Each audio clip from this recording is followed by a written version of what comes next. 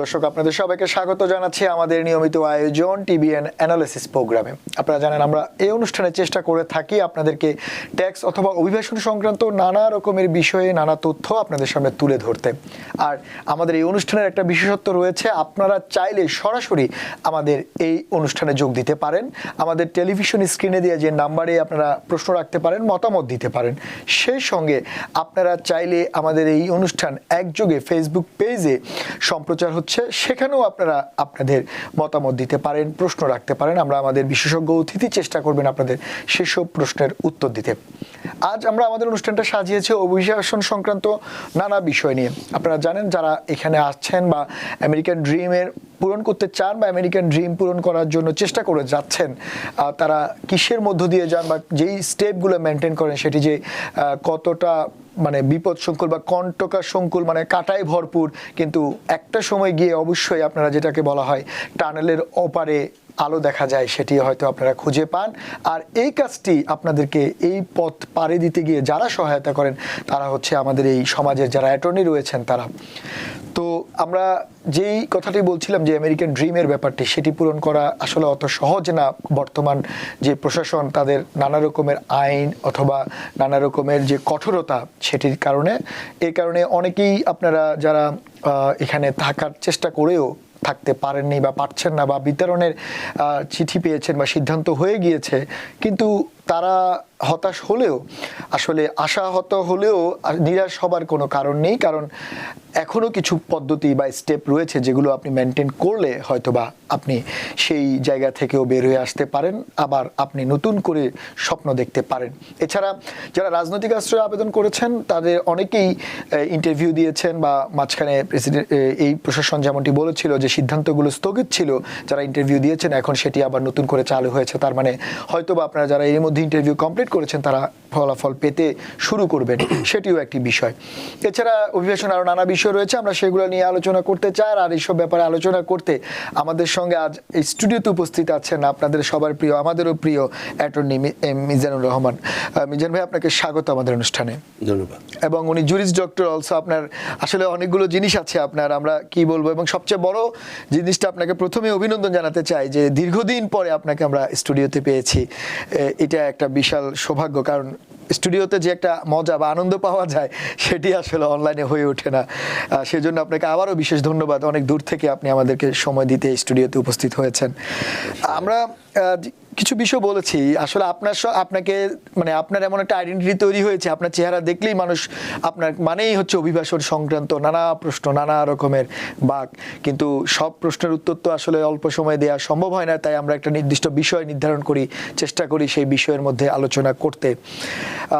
এখন আমাদের যেটি মানে আলোচনা বা মানুষের সবচেয়ে বেশি যে সমস্যাটা মানুষ পোহাচ্ছে, অনেকেই আপনি একটু আগে আপনার সঙ্গে আলোচনা করছে, আপনি বলছিলেন 20-30 বছর হয়ে গেছে, বা বিভিন্ন কারণে নাম বদল বা বিভিন্ন কারণে তারা হয়তো বিতরণের ঝুঁকিতে আছে, বা অলরেডি ডিটেনশনে আছে, বা এরকম অনেক প্রসেসের মধ্যে আছে। তারা হয়তো একেবারে আশাহত, মানে তাদের আশা শেষ বলা যায়, এরকমই হচ্ছে।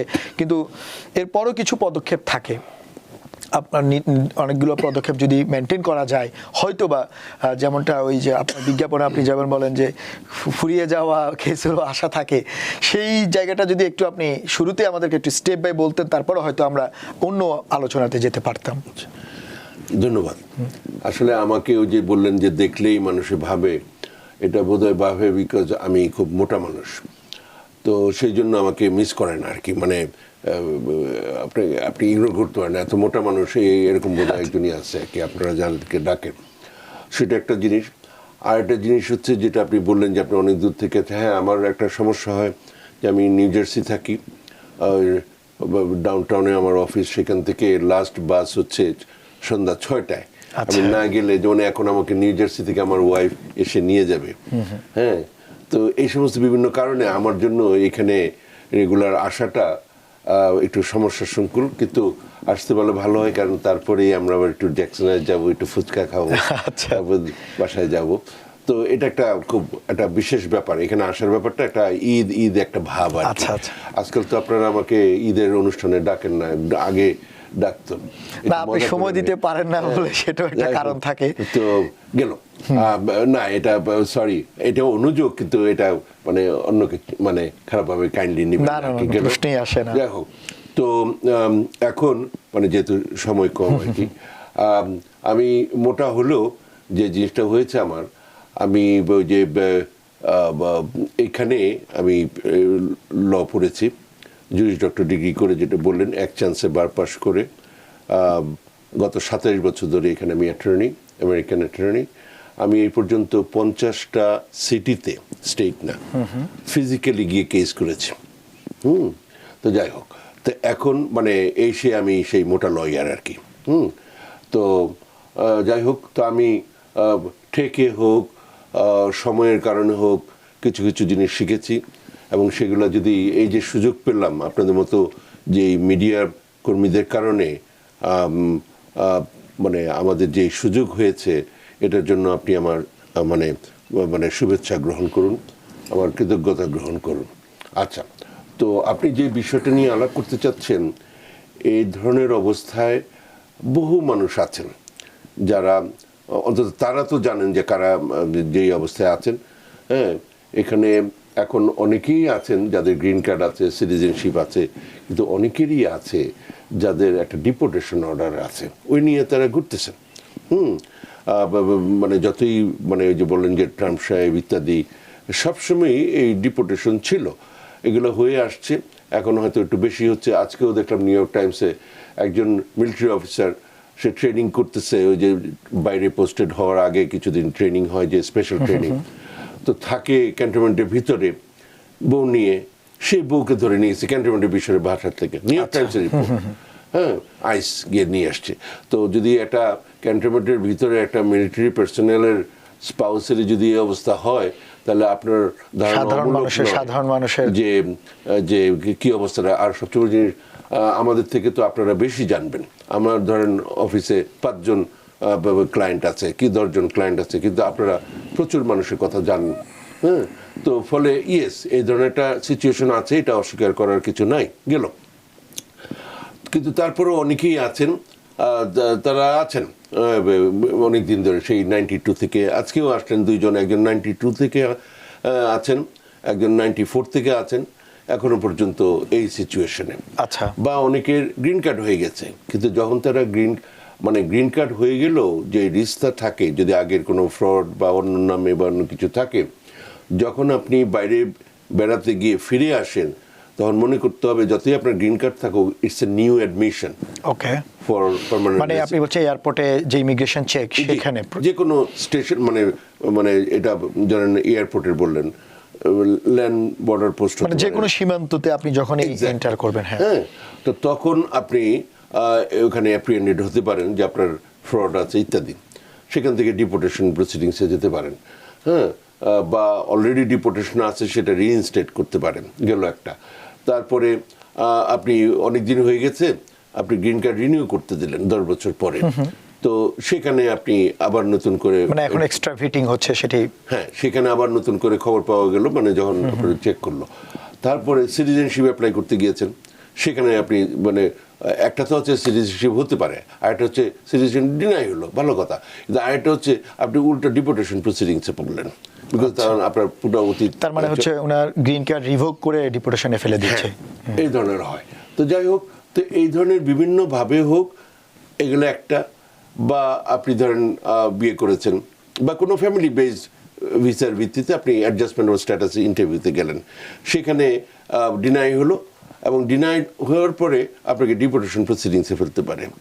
বা আপনি এসে মানে বর্ডার দিয়ে এসছেন, সেখানে আপনি মানে অলরেডি ওই প্রথম থেকেই ডিপোর্টেশন প্রসিডিংসে ফেলতে পারে। বা আপনি বেড়াতে এসছেন, এসে তারপরে আপনি অ্যাসাইলাম সিক করেছেন, এইভাবে বিভিন্নভাবে আপনি এখানে ডিপোর্টেশন প্রসিডিংসে পড়তে পারেন। এবং আমরা বিভিন্ন সময়ে এগুলো নিয়ে আলাপ করেছি। আজকে আপনি সঞ্চালক মহোদয় যে এই গাইডলাইনটা আমাকে দিয়েছেন, যে ডিপোর্টেশন অর্ডার ধরেন হয়ে গেল, তারপরে কি হবে, আমি এর আগে ওই প্রসিডিংসের মধ্যে, কোর্টের মধ্যে কিভাবে কি করা যায় এগুলো আলাপ করেছি, হয়তো আরেকদিন করব। কিন্তু ডিপোর্টেশনটা হয়ে যাওয়ার পরে যাদের অলরেডি ডিপোর্টেশন অর্ডারটা আছে, তারা কোন পর্যায়ে আছেন, এখন কি করা যায়, আচ্ছা, তো একটা জিনিস হচ্ছে যে আপনি ডিপোর্টেশন অর্ডারটা হওয়ার যেটা মনে রাখতে হবে, এটা লেখা থাকুক বা নাই থাকুক, কেউ বলে দেখ বা না বলে দেখ, হ্যাঁ, আপনি সাথে সাথে কোনো একজন লয়ারের সাথে আলাপ করবেন। ফরগেট অ্যাবাউট লয়ার, প্রথমে জাস্ট আপনার একজন বন্ধু বান্ধব, আপনার একজন আত্মীয় স্বজন, কারোর সাথে জাস্ট একটু আলাপ করবেন। হ্যাঁ, আপনি হয়তো জানেন না, উনি হয়তো জানে, উকিলে তো জানার কথাই, কিন্তু কথা হচ্ছে তারও আগে জাস্ট কারোর সাথে একটু আলাপ করেন। আজকেও একজন আসলে ফেব্রুয়ারি মাসে ডিপোর্টেশন অর্ডার হয়ে গেছে, আজকে আসছে। এটা কেন বলতেছি এই কথাটা, মানে 30 দিন সময় আছে আপিল করার, 30 দিন সময়, এবং সেটা টিপিক্যাল যেই আদার রুলস আছে, বিভিন্ন রকমের লিগ্যাল রুল, যে পোস্ট বক্স রুল, যেদিন থেকে আপনি পোস্ট করলেন সেটা থেকে ধরা হবে না, ইমিগ্রেশনে তা না, ওইখানে পৌঁছাইতে হবে 30 দিনের মধ্যে। আচ্ছা আচ্ছা, ওদের ওইখানে ফাইলড হইতে হবে, জাস্ট ওই বিভিন্ন মেইল বক্স, মানে মোট কথা হচ্ছে আপনি 30 দিন না, 25 দিনের মধ্যে আপনি ফেডেক্স করবেন, যাতে প্রমাণ থাকে কবে ফাইল করছেন, কবে কি থাকছেন। হ্যাঁ, কোনো রেগুলার মেইল তো প্রশ্নই আছে না, সার্টিফাইড মেইলও করবেন না। ইভেন ওই যে কি জানি বলে ওইটাকে, ওই যে ইউএস যে এক্সপ্রেস মেইল, ওইটারও গ্যারান্টি নাই, ফেডেক্স করবেন, কারণ ওইটার স্ট্রিট অ্যাড্রেস আছে। হ্যাঁ, যাতে করে মাস 30 দিনের মধ্যে পৌঁছায়। যদি না হয়, আপনি তারপরেও যদি অ্যাপ্লাই করেন, জাস্ট এটা রিজেক্টেড হয়ে যাবে, আপনি টাকা পয়সা খরচ করলেন কিন্তু কোনো কাজ হলো না। হ্যাঁ, তো যাই হোক, মোট কথা হচ্ছে যে এটা হচ্ছে একটা যে আপিল করা যায়। আচ্ছা, তারপরে ধরেন কোনো কারণে হলো না, তখন কি করা? মানে আপিলে হলো না, আপিল আপনি করতেই পারেন না, রিজেক্টেড হয়ে গেল, মানে 30 ডেজ তার ডেডলাইন মিস হয়ে গেল। আচ্ছা, তখন আপনি যেই কোর্টে ছিলেন, যেই কোর্ট থেকে অর্ডারটা হলো, সেখানে আপনি মোশন টু রিওপেন করতে পারেন। আপনি যদি মানে 1 মাসের মধ্যে হলে তো আরেকটা করতে পারেন, মোশন টু রিকনসিডার, কিন্তু আপনি মোশন টু রিওপেন করতে পারেন, যে নতুন কোনো এভিডেন্স আছে কিনা ওর ভিত্তিতে এগুলো। আরেকটা জিনিস হচ্ছে, যারা এই যে এরকম বললাম 92 থেকে আসছে, বিভিন্নভাবে আসছে, হ্যাঁ, অনেক দিন আগের কথা, এরকম একটা বিরাট গ্রুপ আছে যারা বলছেন না মানুষকে, তারা জানেন না, না জানেন কথা। আপনি উকিলের কাছে মানে আইন টাইনের ব্যাপারে রিপোর্টের এটা মানুষে জানবে কেন, গেল সবই ঠিক আছে, কিন্তু গোপনে একজন উকিলের সাথে দেখা করেন। হ্যাঁ, মানে উকিল পুলিশ এদের কাছে যায়, এটা না বলাই ভালো, মানুষের কাছে খুব একটা সুখকর খবর না। পরামর্শ নিতে তো যেতে হবে না, গোপনে যান আর কি, মানে বুঝতেই পারতেছেন। হ্যাঁ, মানে এটা ঠিক, যেমন আপনি যদি খুব কমন প্লেসের মধ্যে যান, মানুষ দেখলো, শরমের ব্যাপার। হ্যাঁ, আবার প্রাইভেসিরও ব্যাপার থাকে। হ্যাঁ, ওটা তো মানে আমাদের মানে ওইখান থেকে তো একবারে লিপ শার্ট, কিন্তু আপনিও চাবেন না কেউ দেখুক যে এটি গেল। যাই হোক, আর আপনি যদি জানাতে চান সেটা আপনার ব্যাপার, মানে গেল, আপনি যান, একটু দেখা করেন। আর মানে এটা এই জন্য বলা যে চেঞ্জ অফ কান্ট্রি কন্ডিশন হলে আপনি জেনুইনলি যতই আপনার, কারণ আপনার একটা মোশন করা যায় এবং 90 ডেজের মধ্যে করতে হয় মোশন টু রিওপেন। ওকে, ঠিক আছে, এই হচ্ছে নর্মাল রুল। কিন্তু ধরেন আপনি মোশন করেছেন আগে, তারপরও চেঞ্জ অফ কান্ট্রি কন্ডিশনের ভিত্তিতে আপনি যে কোনো সময় এরকম যদি হয়, তাহলে আপনি মোশন টু রিওপেন করতে পারেন লাস্ট যেখানে কেসটা ছিল, এটা মনে রাখতে হবে। হ্যাঁ, ওইটা উকিলের জানা উচিত যে কোথায় পাঠাবে, এগুলো একটা কথা। আর যদি চেঞ্জ অফ কান্ট্রি কন্ডিশন হয়, তো এই যে আমি তো মানে অনেক দিন ধরে প্র্যাকটিস করতেছি, 2024 সালে যে কান্ট্রি কন্ডিশন চেঞ্জ হলো, কত মানুষের আমি দেখছি জেনুইন কেস আছে, অনেকেই আবার সিরিয়াস না। আচ্ছা, যাই হোক, তারপরে এই যে ইলেকশন হলো ফেব্রুয়ারি মাসে, নতুন গভর্নমেন্ট আসলো, এই রকমের বিভিন্নভাবে যদি এরকম কোনো সিচুয়েশন আপনার থাকে, ইউ শুড এক্সপ্লোর দিস। এবং এখানে একটা বড় এলিমেন্ট হচ্ছে যে within a reasonable period of time, okay, due diligence is very important. আপনার সেই 24 অগাস্টে গভর্নমেন্ট চেঞ্জ হয়েছে, আপনি এখনো কোনো খবর নেই, আপনার ব্যাপারটা কি? মানে আপনি কি কিছু চান না? মানে একটা হয় আপনি চান যে বের করে দিলে, দ্যাটস ফাইন, ইভেন আপনি চলে যাবেন, দ্যাটস অলসো ফাইন। দেশে গেলে কি সুন্দর ড্রাইভারের দরজা খুলে দাঁড়ায়, প্লেটটা আরেকজনে নিয়ে যায়, খাবার প্লেটটা ইত্যাদি ইত্যাদি, কোনো রকমের। এবং বাংলাদেশে এক একটা প্রাইভেট সেক্টরে এমন সুন্দর সুন্দর অফিস আছে, আপনি দেখলে মুগ্ধ হয়ে যাবেন। হ্যাঁ, ব্যাংকে গিয়েছিলাম ইত্যাদি, মানে অনেক ভালো অবস্থা আছে, বা অন্যান্য দেশও আছে। কিন্তু যদি আপনি মনে করেন আপনি এই দেশে থাকতে চান, হ্যাঁ, এবং একটা লিগ্যাল কাভার নিয়ে, কারণ আপনার একটা ডিপোর্টেশন অর্ডার থাকলে they don't need anything else, they will take you to the airport and you are gone. কিন্তু যদি আপনার কোনো রকম একটা লিগ্যাল কাভারে থাকে, আপনি অনেক রকম মানে ধরেন আপনি চাইলেন যে এরকম একটা লিগ্যাল কাভার, নিজের বুঝ পাগলও বুঝে। হ্যাঁ, এখন আপনি যদি মনে করেন যে আপনার দরকার নাই, দেন এন্ড অফ দ্য ডিসকাশন, না আমার এই কথাবার্তা আপনার জন্য ধরেন না, ফাইন। কিন্তু যদি মনে করেন যে আপনার কিছু দরকার আছে, কোনো কাভার দরকার আছে, সবসময় কোনো কে মানে এসে ধরলো, এটা চিন্তা করতে হবে না, 4 o'clock in the morning আপনার বাসায় কে নক করলো, এগুলো যদি মনে করেন যে আপনি এগুলো থেকে মুক্ত হতে চান, তাইলে আপনি ইমিডিয়েটলি কিছু করেন। এখনো এই যে যেমন ফেব্রুয়ারিতে গভর্নমেন্ট চেঞ্জ হলো, সেম এটা হচ্ছে এপ্রিল মাস, 2 মাস হয়ে গেছে গা। আপনি আগামীকালের মধ্যে কোনো না কোনো উকিলের অফিসে যাবেন, নাহলে আপনার কোনো কেস নেই। সোজা কথা, কার কাছে যাবেন দ্যাটস অ্যাবসলিউটলি ইউর ম্যাটার। হ্যাঁ, কোনো অবস্থাতে এখানে আমরা বসি নাই কারো প্রচার করার জন্য, কিন্তু ডু ইট। এবং আপনি হয়তো যাচ্ছেন না, আপনার মানে স্পাউস আছে, ওনারা পাঠান, মা আছে, পাঠান, মানে হয়তো দেখা গেলো বলেও নেই, খোঁজ খবর নেন কি ব্যাপার। যাই হোক, এটা করলে আপনার ক্ষতি হবে না, আপনার ভালোই হবে। হ্যাঁ, আপনি একটু চিন্তা করে দেখেন যে এটা কেমন হয়। আচ্ছা, যদি এরকমের কোনো ব্যাপার থাকে, এই যে চেঞ্জ অফ কান্ট্রি কন্ডিশনের ভিত্তিতে অনেক কিছু করা যায়, জেনুইন এখন অবস্থাটা আছে, এইটাই মানে 1 মাস গেলেই আমার কাছে কোনো মানে শক্ত কেস না। আপনি একটু চিন্তা করে দেখেন এইগুলো। আচ্ছা, তো মোশনটা রিওপেন করলেন, করে দের ইজ এভরি চান্স হবে না, ফাইন, আপনি চেষ্টা তো করছেন। হ্যাঁ, আর মানে কি জানি বলে যে মানে মানে শুধু তো দোয়া করলে হবে না। আল্লাহ বলেন নাই খালি আমার কাছে, মানে বা আমাদের যে সৃষ্টিকর্তা বলে নাই শুধু আমার কাছে দোয়া করো, আমি উপর থেকে কিছু একটা করবো। পরিশ্রম করতে হবে, সৃষ্টিকর্তার নামে তার কাছে দোয়া পড়ি, কিন্তু আমল তো একটা করতে হবে, কাজ তো করতে হবে, পরিশ্রম তো করতে হবে, মানে আপনাকে তো স্টেপ নিতে হবে। তারপরে তো যার যার ভাগ্যে যা আছে, তারপরে সৃষ্টিকর্তা আছেন, সেটা হলো পরের কথা, কিন্তু আপনার তো আগে স্টেপ নিতে হবে। হ্যাঁ, আপনার জীবনটা তো শুধু আপনার জন্য না, আপনার ফ্যামিলি আছে, বাচ্চা কাচ্চা আছে, ইত্যাদি গেল। কিন্তু there is every other chance আপনার কেসটা রিওপেন হবে, তখন আপনার দুয়ার খুলে গেল। আমার তো 29 সালের কেস প্রচুর, এটা 26 সাল, আচ্ছা 29 সালের কেস এখনো পর্যন্ত। যতই ওরা চাচ্ছে যে তাড়াতাড়ি কেস করতে, চাইলেই পারবে না। তো এটা গেল ইমিগ্রেশন কোর্ট পর্যন্ত গেল, তারপরে আবার আপিল করবেন, সেখানে মিনিমাম 1 বছর। আমি তো যখন প্র্যাকটিস শুরু করছি তখন 7 বছরও ছিল।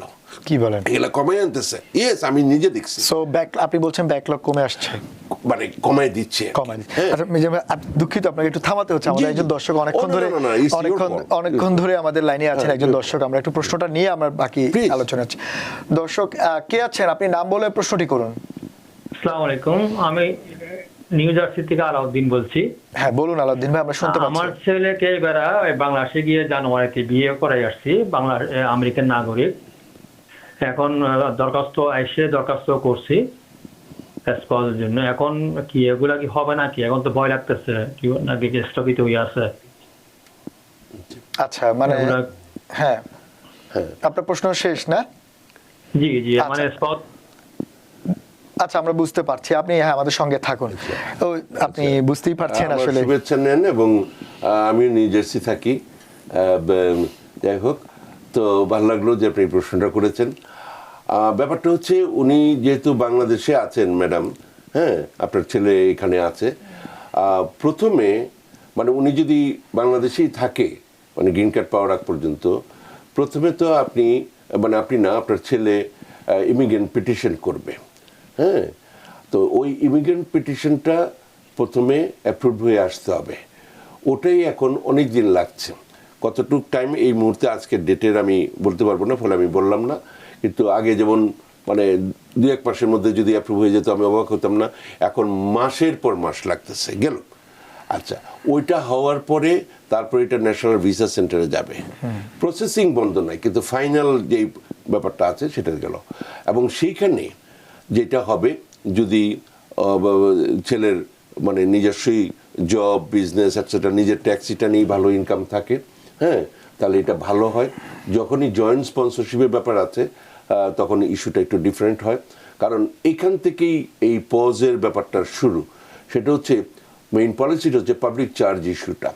দেখা গেছে বাংলাদেশের বহু মানুষ বলতে একটা মানে সিগনিফিকেন্ট অ্যামাউন্ট মানে নাম্বার অফ পার্সনস যারা গ্রিন কার্ড নিয়ে আসছেন, যদিও তাদের নামে এফিডেভিট অফ সাপোর্ট আছে, মানুষ বলেছে যে আসলে সে হবে না, সরকারের উপরে বার্ডেন হবে না, রাষ্ট্রের উপরে বার্ডেন হবে না, কিন্তু দেখা গেছে সেই বিভিন্ন রকমের সোশ্যাল ওয়েলফেয়ার যে জিনিসপত্র সুযোগ সুবিধাগুলো আছে ওগুলো নিচ্ছেন, যার ফলে এরকম কিছু কান্ট্রির উপরে তারা মানে এরকমের একটা সিদ্ধান্ত নিতে মানে তারা ভাবছে যে তারা বাধ্য হচ্ছেন আর কি, বিকজ এত পরিমাণ যে অসুবিধা হয়ে যাচ্ছে, তো সেখান থেকে বেসড অন এ পলিসি এই ধরনের একটা পজের নামে সোজা কথা হচ্ছে এখন বন্ধ, মানে ব্যাপারটা এইরকমের আর কি, মানে পজ মানে কি আসতে যখন পাচ্ছে না ওইটুকুই আর কি কথাটা, মানে কিন্তু অন্যান্য প্রসেসিং গুলো হচ্ছে, তো ওই পর্যন্ত আপনার যেতে যেতে কতদিন লাগে, হ্যাঁ মানে এটা যদি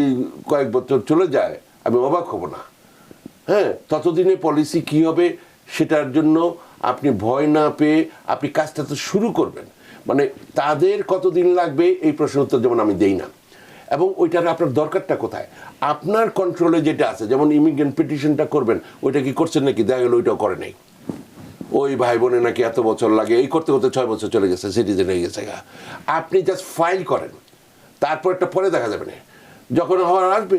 আর এর মধ্যে যে চান্স হয়তো ম্যাডাম ওই স্টুডেন্ট হয়ে এখানে চলে আসবে, কি বেড়াতে চলে আসবে, কি অন্য মানে সে কোনো ফিয়ান্সি ভিসা আছে, ফিয়ান্সির মাধ্যমে আসতে পারে না, উনি বিয়ে করে ফেলেছে, হ্যাঁ। তো এইভাবে করে আসলে এখানে অ্যাডজাস্টমেন্ট অফ স্ট্যাটাস ফাইল করতে পারবে, যেহেতু সিটিজেন এখানে কোনো ওয়েটিং পিরিয়ড নাই, ইমিডিয়েট রিলেটিভ, হ্যাঁ এই গ্রুপটা, ফলে উনি অ্যাডজাস্টমেন্ট অফ স্ট্যাটাস ফাইল করবে আসার পরপরই, হ্যাঁ। এবং কিন্তু ওই ভিসা হিসেবে বলতে হবে তার হাজব্যান্ড এখানে তার জন্য ইমিগ্রেন্ট পিটিশন ফাইল করেছে, নাহলে এটা আবার ফ্রড চার্জে চলে যাবে। তো সুতরাং আমি এখানে চাই আপনি ভয় পাবেন না, এই যে যিনি বললেন ভয় লাগছে কি হবে ইত্যাদি, এই ট্রাম্প আসিল এই সেই ব্যাপার, এগুলো সব বন্ধ, আপনি কালকের মধ্যে ইমিগ্রেন্ট পিটিশন ফাইল করেন, দ্যাটস ইউর জব। আচ্ছা, এটা আপনি যেহেতু প্রশ্নটি করেছে, অনেকেই এই ব্যাপারটাতে জানার ইচ্ছে যে যারা তাদের ডকুমেন্টগুলো জমা দিচ্ছে, তারপরে ডকুমেন্ট জমা দেওয়ার পরে অ্যাপ্রুভের পরও কি অনেক সময় লাগছে নাকি, যারা বলছে ডকুমেন্ট জমা দেওয়ার আগে কি সাথে সাথে হতো, এখন কি মানে এমবিসিতে যখন তারা ফ্যামিলির জন্য টাকা এবং ডকুমেন্ট জমা দেওয়ার পরে কতদিন অপেক্ষা করতে হয়? আমি তাহলে বলি, মানে একটা মানে সাগা অফ এনিওয়ে, মানে দুঃখজনক কাহিনী আমাকে বলাচ্ছে না কথা। আপনি ইমিগ্রেন্ট পিটিশনটা অ্যাপ্রুভ হলো, এইটা যদি বাইরে যেহেতু বেনিফিশিয়ারি আপনি ওইখানে ইমিগ্রেন্ট পিটিশনে বলেছেন, এইটা নর্মাল প্রসেসে উইদিন 1 মান্থ ন্যাশনাল ভিসা সেন্টারে যাওয়ার কথা, এমবেসিতে না, এখানেই একটা ইন্টারমিডিয়েট একটা জায়গা আছে, গেল এখানে প্রসেস করে তারপরে পাঠায়। ওইটা দেখা গেল অনেকেরই যায়, অনেকের যায় না।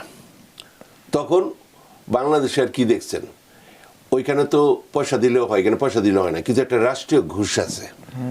তখন আবার I-824, হ্যাঁ একটা অ্যাপ্লিকেশন আছে, ওটার জন্য সরকারি ভালো ফি আছে, প্রায় 500-600 টাকা নাকি আরো কত বেশি হয়ে গেছে, ওইটা একটা ফাইল করতে হয় এই টেবিল থেকে ওই টেবিলে, ইউএসসিএস থেকে ন্যাশনাল ভিসা সেন্টার, একটা চিঠি দিলে এটা যাওয়া উচিত না, অ্যাপ্লিকেশন করো I-824, ওইটা দিয়ে ওইখানে গেল, তারপর ওইখানে যদি যায়, তারপর ওইখান থেকে চিঠি আসলো, আপনি দেখলেন যে ওটা কারেন্ট হইলে মানে বা যদি ইমিডিয়েট গ্রুপ হয় আপনি টাকা পয়সা দিবেন 325 টাকা 120 টাকা, ওটা এনি টাইম যদি আবার বেড়ে যায় আমি অবাক হব না।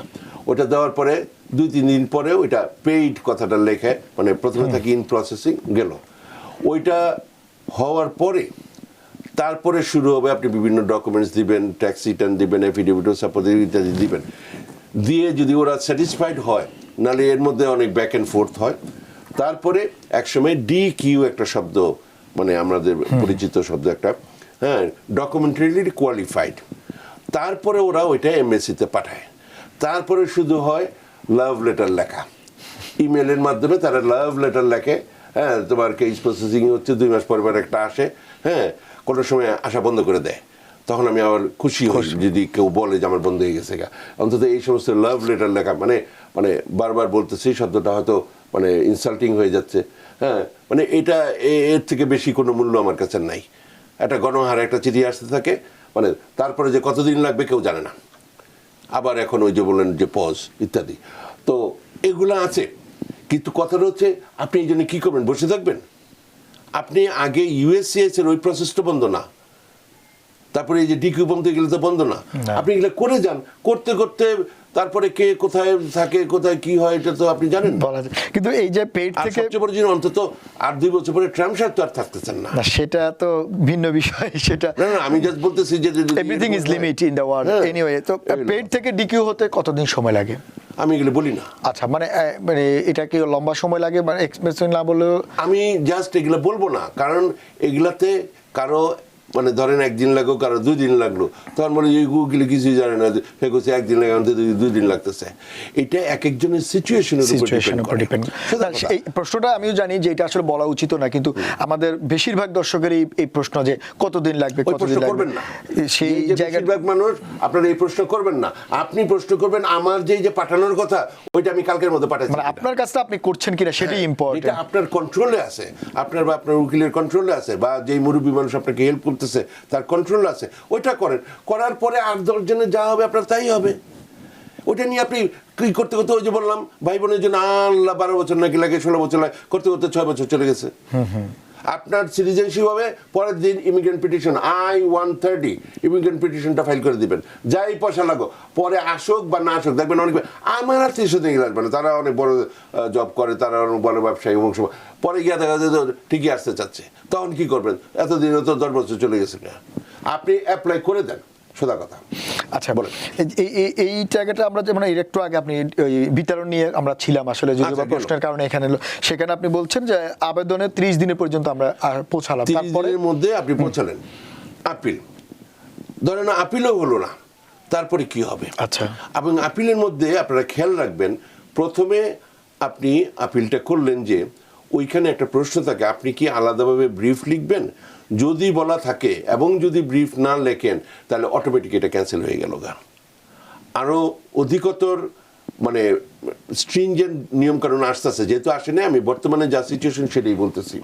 হ্যাঁ, তো ফলে এটা মনে রাখতে হবে যে মাঝখানে ওই যে ট্রান্সক্রিপ্টটা আপনি কি প্রশ্ন করেছিল, কি উত্তর দিয়েছেন, এগুলো সব কিছু আসে।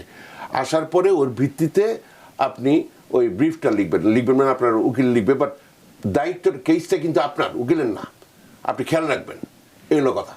তারপরে ধরেন ওইটাও ডিনাইড হয়ে গেল গা, ওইখানে কি শেষ না, পথের বাঁক আছে, সেটাই পথের শেষ না, জীবনের পথ অনেক দূর। হ্যাঁ, ওই যে বলেন আমি অনেকদিন থাকতে চাই, কিছুদিন থাকতে চাই, আরো এই সেই থাকা।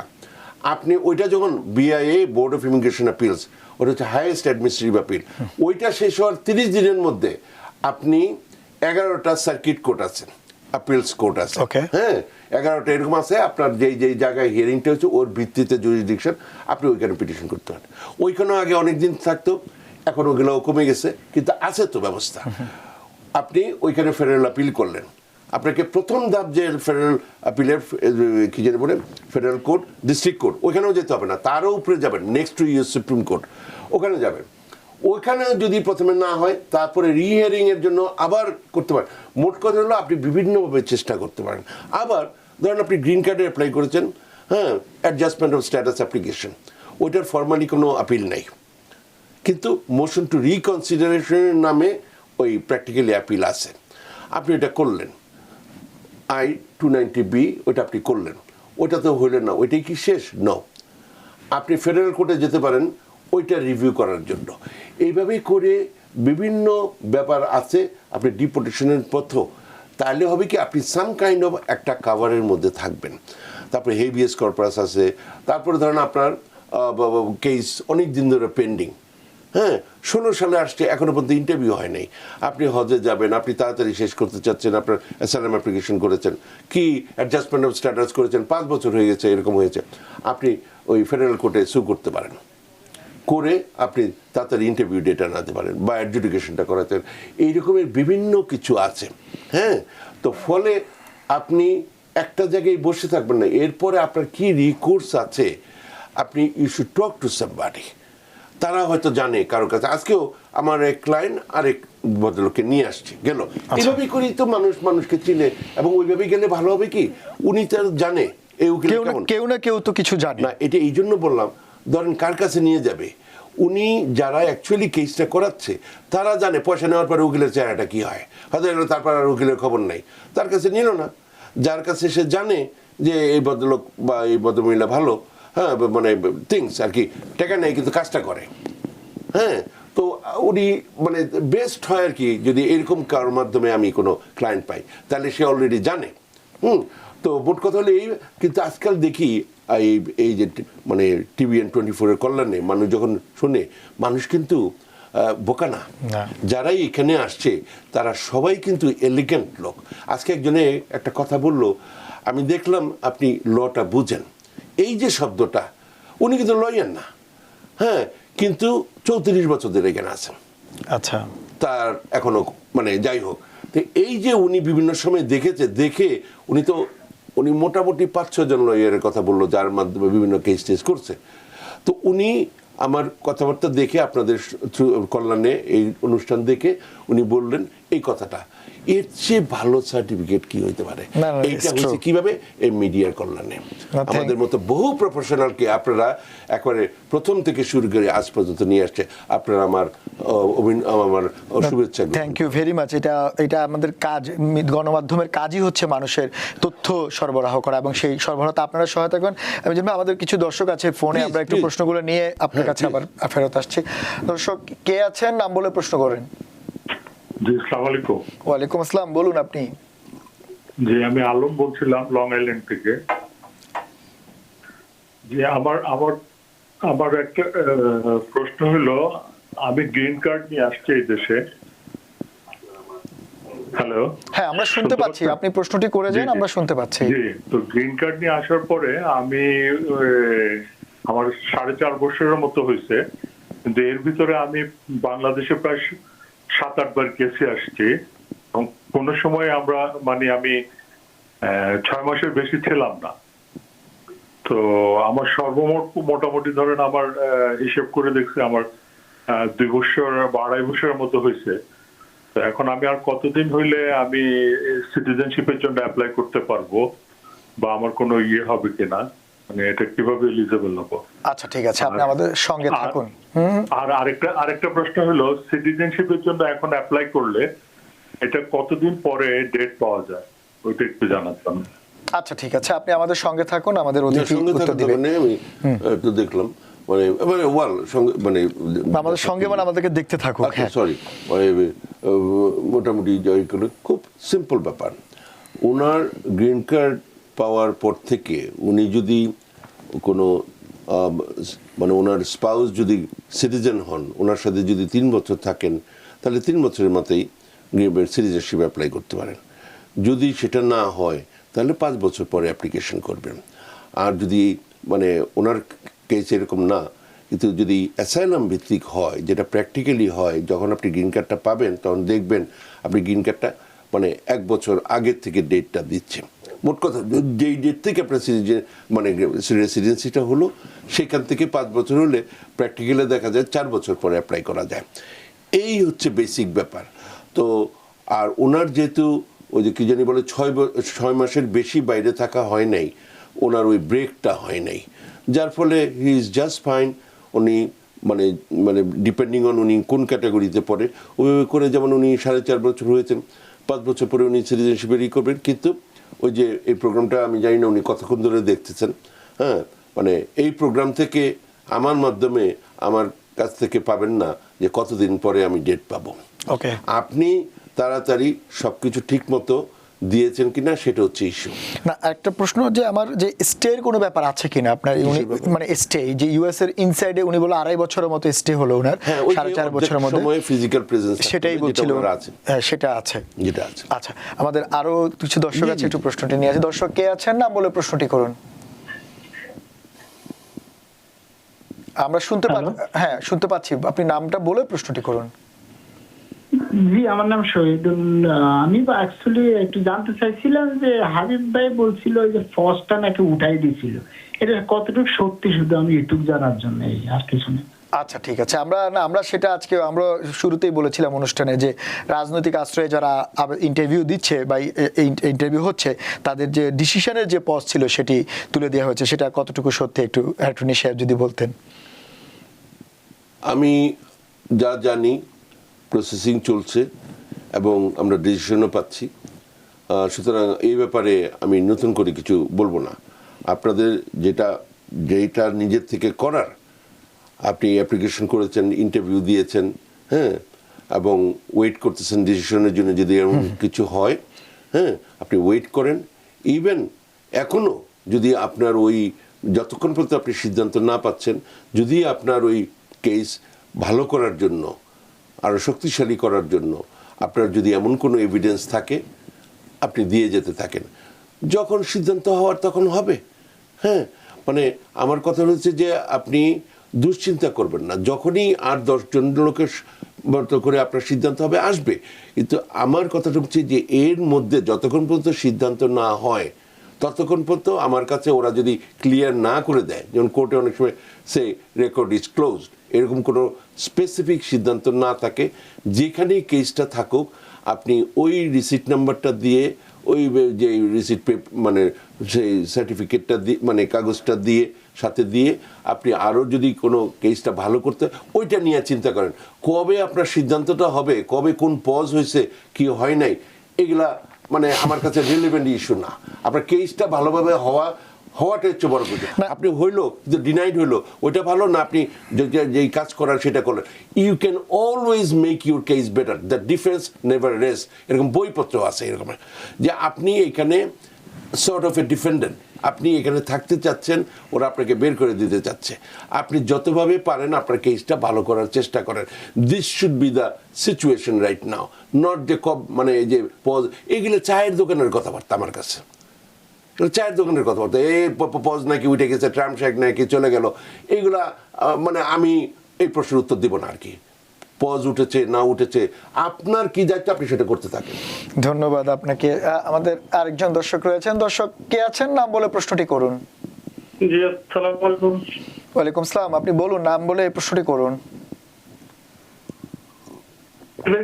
আমি গ্রিন কার্ড হোল্ডার, আমার 4 বছর হয়েছে নিউ ইয়র্কে আমি জব আসার। আমি গ্রিন কার্ড নিয়ে আসছি ফ্যামিলি ভিসে। তো আমার ফ্যামিলি অ্যাপ্লাই করছিলাম গ্রিন কার্ড দিয়ে, তা 4 বছর হয়ে গেছে, এখনো কোনো অ্যাপ্রুভাল লেটার পাই নাই। আর 2 নম্বর প্রশ্ন হচ্ছে কি ভাই, আমি গ্রিন কার্ড নিয়ে এখন বাংলাদেশে গেলে কি আমার কোনো ঝুঁকি আছে? এই দুইটাই প্রশ্ন। আসসালামু আলাইকুম। আচ্ছা, ওয়ালাইকুম আসসালাম, আপনি থাকেন আমাদের সঙ্গে। আচ্ছা, উনি হচ্ছে ফ্যামিলি ভিসা এখানে আসছে, 4 বছর থাকে। উনি ওনার ফ্যামিলির জন্য আবেদন করেছে, সম্ভবত ওনার ওয়াইফের জন্য হয়তো বা কোনো কারণে আর কি, মানে কার জন্য বাংলাদেশে আবেদন করেছে, মানে উনি গ্রিন কার্ড থাকাকালীন হয়তো আবেদন করেছে কারোর জন্য, হয়তো সম্ভবত ওয়াইফই হতে পারে। এটা একটা প্রশ্ন যে সেটা উনি 4 বছর হচ্ছে কোনো অ্যাপ্রুভাল এখনো আসেনি, সেটার কি অবস্থা। দ্বিতীয়ত হচ্ছে উনি যে জিনিসটি বলছেন যে এতে করে যে ওনার কোনো সমস্যা হবে কিনা বাংলাদেশে যেতে, বাংলাদেশ থেকে আসতে। Thank you. আপনি দেখবেন কিছুক্ষণ আগে আমি এই ধরনের একটা প্রশ্নের উত্তর দিয়েছি যে আপনি অ্যাপ্লাই করেন, এই যে পিটিশনটা অ্যাপ্রুভ হতে প্রথমে তো ইউএসসিএস থেকে অ্যাপ্রুভ হবে, তারপরে এটা ন্যাশনাল ভিসা সেন্টার হবে, তারপরে কনসুলেটে যাবে, সে দিল্লি বহুদূর। আপনি আগে ওইটা করেন, ওইটা দেখেন কত নেই। এই যে দেখেন উনি এখন কি বললো, 4 বছর হয়ে গেছে এখন অ্যাপ্রুভ হয় নাই। আগে ওইটা অ্যাপ্রুভ হোক, ওইটা হইতে হইতে বুঝতেই পারতেছেন কতদিন যাবে। আমি অবাক হচ্ছি না ওনারটা এখন অ্যাপ্রুভ হয় নাই। কিন্তু আপনি যদি কারোর সাথে দেখা করেন, হ্যাঁ, যার এই ধরনের লাইসেন্স আছে, যদি দেখা যায় যে এত দীর্ঘদিন লাগতেছে, হ্যাঁ, you should explore whether you can sue the government in federal court to get it adjudicated as soon as possible, যদি এত দীর্ঘ সময়ের জন্য হয়ে থাকে। আচ্ছা, এটা একটা অপশন গেল, এটা একটা অপশন আছে। আর না হয় জাস্ট ওয়েট করেন, এই হলো কথা। কিন্তু কথাটা হচ্ছে যে আপনার কিছু একটা, মানে যেহেতু এই ধরনের হচ্ছে যে অনেক দিন লাগতেছে, হ্যাঁ, আপনি দেখতে পারেন যে আপনার কেস, মানে ওই রিসিট নোটিশটা নিয়ে যদি আপনি কোনো লয়ারের কাছে যান, তারা চেক করে দেখতে পারে যে এটা কোন অবস্থায় রয়েছে। হ্যাঁ, এই প্রসেসিং টাইমটা আপনার স্পেসিফিক সিচুয়েশনে, আপনার কেসটা যেখানে পেন্ডিং আছে সেখানে কতদিন লাগতেছে, তার থেকে আপনি কত দূর পিছিয়ে আছেন, ওর উপর ডিপেন্ড করে একটা রিজনেবল পিরিয়ড অফ টাইমের পরে গেলে you can always have some recourse and you should do that. আচ্ছা, আরেকটা প্রশ্ন হচ্ছে ওনার সম্পর্ক ছিল যে উনি দেশে গেলে, যে কোনো কেউ গ্রিন কার্ড নিয়ে দেশে গেলে আসার সময় ওই যে বললাম it's a new green card. হ্যাঁ, আপনার দেশে যাওয়ার সময় যেটা মনে রাখা উচিত, আপনার কি কোনো ক্রিমিনাল রেকর্ড আছে কিনা। হ্যাঁ, যত এটা শেষ হয়ে যাক, আপনি বলেন না ওইটা হয়ে গেছে, ওটা শেষ হয়ে গেছে, নো, শেষ বলে কিছু নাই। আপনি যদি কখনো অ্যারেস্টেড হয়ে থাকেন, যতই এটা ডিসমিসড হোক, যতই এটা কোর্টে না যাক, এই যে আচর থাকলো, এটা বর্ডারে ইটস এ প্রবলেম। তো ফলে যদি কারো কোনো মানে প্রবলেম উইথ দ্য ল থাকে, you should think like I don't know how many times before you leave the country. সুতরাং এই জাতীয় যদি ব্যাপার থাকে তাহলে তো ন্যাচারালি এই ধরনের প্রবলেম থাকবে। কিন্তু যদি আপনি মানে ধরেন আরেকটা আছে, আপনি রেগুলার দেশে যাচ্ছেন, ওই কোনো রকমের 5 মাসের পরে রেগুলার চলে আসছে, ওই যে যাতে করে ইসে বেজালে না পড়েন, এই যদি ট্রেন্ড একটা হয়, আপনাকে তারা স্টপ করে বলতে পারে যে আপনি এখানে পার্মানেন্টলি থাকতে চান না। ইয়েস, মানে এই যে বিষয়গুলো হয়, এগুলো যদি না থাকেন, আপনি 2 মাসের জন্য দেশে যাবেন, কেন যাবেন না? অফকোর্স যাবেন। আপনার ভয় কিসের? আপনার কোনো ক্রিমিনাল রেকর্ড নাই, আপনি এখানে মানে কোনো রকম সুন্দরভাবেই আছেন, সুন্দরভাবে আছেন, কাজ করেন, ট্যাক্স দেন, সবকিছু আছে, আপনার এখানে বাসা আছে, আপনার জব আছে, আপনি ছুটি নিয়ে গেছেন, এই যে এখানে আপনার ব্যাংক রেকর্ড আছে, ট্যাক্স দেন, এগুলো সবকিছু আছে, আপনার এখানে কোনো প্রবলেম হওয়ার কথা নাই। আচ্ছা, আমাদের সময় খুবই শেষ। আমাদের একজন একটু এক লাইনে যদি বলতেন, সময়ের কম। একজন বলেছেন, প্রশ্ন করেছেন ফেসবুকে যে উনি ওনার আবেদনের পরে ওনার স্টেটমেন্টে ভুলের কারণে উনি আবার কারেকশনের জন্য পাঠিয়েছেন। ইউএসসিআইএস কি সে কারেকশনকে আমলে নেয়? কি ব্যাপারে, বাট হোয়াট এভার ব্যাপারেই হোক, ডেফিনেটলি আমলে নিবে। আচ্ছা, ডেফিনেটলি এটা আপনি অ্যাফিডেভিট করে দিলে ভালো হয় আর কি। আচ্ছা, আমাদের আসলে এজন ভাই সময় শেষ হয়ে গেল, এবং আপনি যেমনটি আমরা আসলে আলোচনা শেষ করতে পারিনি, সবসময় এমনটাই হয়। যাওয়ার আগে যদি আপনি 1 মিনিটের জন্য বলতেন যে আপনার আসলে সবশেষ এই বিশেষ করে যেই লোকগুলো, আপনি তো বুঝতে পারছেন যে কেন এত প্রশ্ন, বিশেষ করে যে বিতরণের ঝুঁকিতে, তাদের জন্য আসলে আপনার একদম স্পেসিফিক কি পরামর্শ থাকছে? নিজের বুঝ পাগলও বুঝে। এখন যারা এই সিচুয়েশনে আছে, যে কোনো ব্যাপারে আপনি নিজেকে প্রশ্ন করেন। আমার কথা শেষ। ধন্যবাদ আপনাকে, আমাদেরকে আসলে এই সময় দেওয়ার জন্য। যদিও আমরা অনেক কিছু আলোচনা করতে চেয়েছিলাম, আর সেই সময় অন্য একদিন যদি সুযোগ পাই আপনার সঙ্গে এই ব্যাপারগুলোতে আলোচনা করবো। আপনাকে আবারও বিশেষ ধন্যবাদ আমাদের স্টুডিওতে এত রাতে সময় দেওয়ার জন্য। ধন্যবাদ দর্শক, সেই সঙ্গে আপনাদেরও ধন্যবাদ এই আমাদের সঙ্গে এতক্ষণ থাকার জন্য। যেমনটি আমাদের অ্যাটর্নি মহোদয় বলছেন যে আপনারা চিন্তা না করে যেই কাজটা আপনার করা দরকার, বিশেষ করে ইমিগ্রেশনে আপনার যে প্রথম প্রাইমারি কাজ যেগুলো, সেটি হচ্ছে আপনি আবেদন করা, ডকুমেন্ট জমা দেওয়া, নথি জোগাড় করা, এই কাজগুলো আপনি নিয়মিত করে যান, এবং এইগুলো যদি আপনি সঠিকভাবে করতে পারেন তাহলে আপনার যে কাঙ্ক্ষিত আমেরিকান ড্রিম সেটি হয়তো পূরণ হলেও হতে পারে। আজ এ পর্যন্তই। অন্যদিন অন্য কোনো বিষয় নিয়ে আপনাদের সামনে আমরা হাজির হব। ততক্ষণ পর্যন্ত আমাদের সঙ্গেই থাকুন। TBN 24 টেলিভিশন দেখতে আজই কল করুন 7187776556। লগ ইন করুন www.totalcablebd.com। নিউ ইয়র্ক থেকে সম্প্রচারিত TBN 24 টেলিভিশন বিশ্বজুড়ে বাঙালির কণ্ঠস্বর।